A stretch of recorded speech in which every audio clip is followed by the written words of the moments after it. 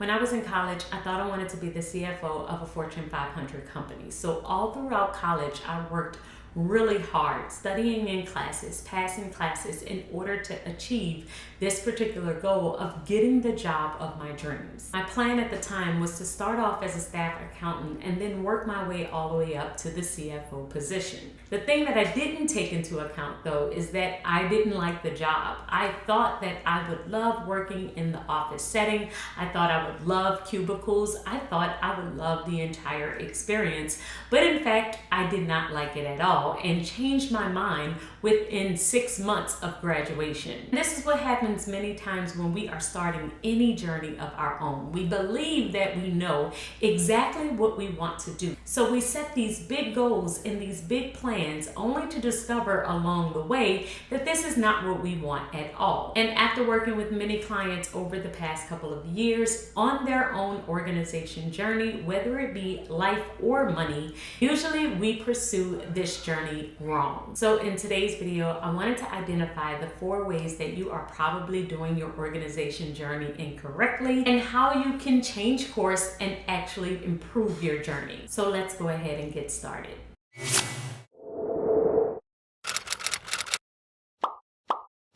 First way you are doing your organization journey wrong is you are not thinking about who you are now. You're actually focusing on who you want to be. When we first start our organization journey, it's very easy to think about the improved version of ourselves, the person that we want to be. So we will write down all of the different ways that we would like to change, be it we want to work out more, or maybe we want to eat less junk, maybe we want to start a business or write a book. And all of these are really, really great goals, but they may be too far off from the person you are right now.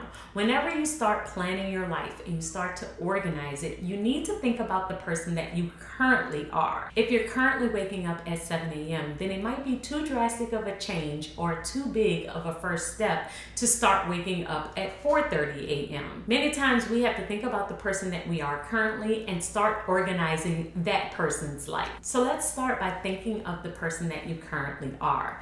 Are you currently working out? What time do you wake up right now? Let's organize that person instead of the person that we want to be, because we have to make small adjustments in order to reach our ultimate goal, and it's going to take time. We can't rush this process because it's a lifelong journey organizing yourself on a consistent basis. So what you need to do is think about who you are right now so that we can start to make small adjustments, small changes into the person that you ultimately want to be. The next thing that you want to do is keep it simple because you are just getting started. Although I love the YouTube videos about organizing your entire life in one day, that's not realistic, and most of us, it will take us months to get on track in multiple areas of our lives. Now, I see this a lot when people are starting their money organization journey. They want to do it all. They want to save for all of their goals. They also want to pay off an enormous amount of debt, and they want to start a business. Many times, that is just too many different things that you're trying to do all at the same time. So I love to tell people to keep it simple. If you are not in the habit of expense tracking and just staying within your budget,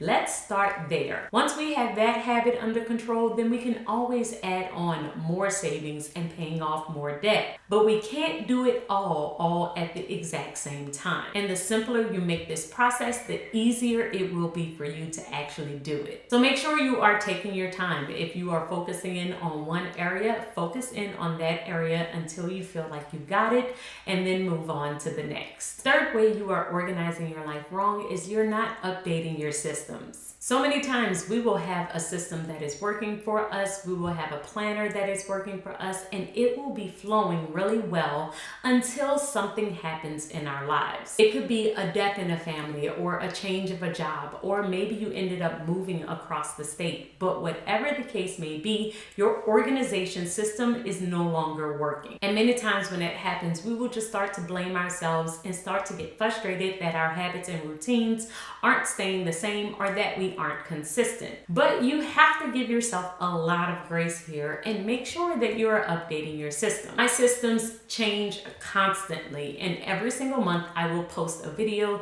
talking about how my system or my planner may have changed a little bit over the past 30 days because I have had some changes in my life. With so many things that most of us are juggling, whether it be our job, our side hustle, whether it be our kids or our spouses, many times we have to stop and adjust and just see if we need to make any changes to our system. So make sure that you are giving yourself the space to make these changes as you need to. Otherwise, you will only get more and more frustrated on your journey. And the fourth way you're organizing your life wrong is by following organization rules that just don't apply to your life. There are a bunch of organization rules. There are people out there who swear by their morning routine. There are other people who swear by a workout routine. There are so many different ways that we can organize our life and so many different experts that are out there that many times we look for the perfect system that we can just apply to our lives. And the issue is that there isn't a perfect system. Many times you have to customize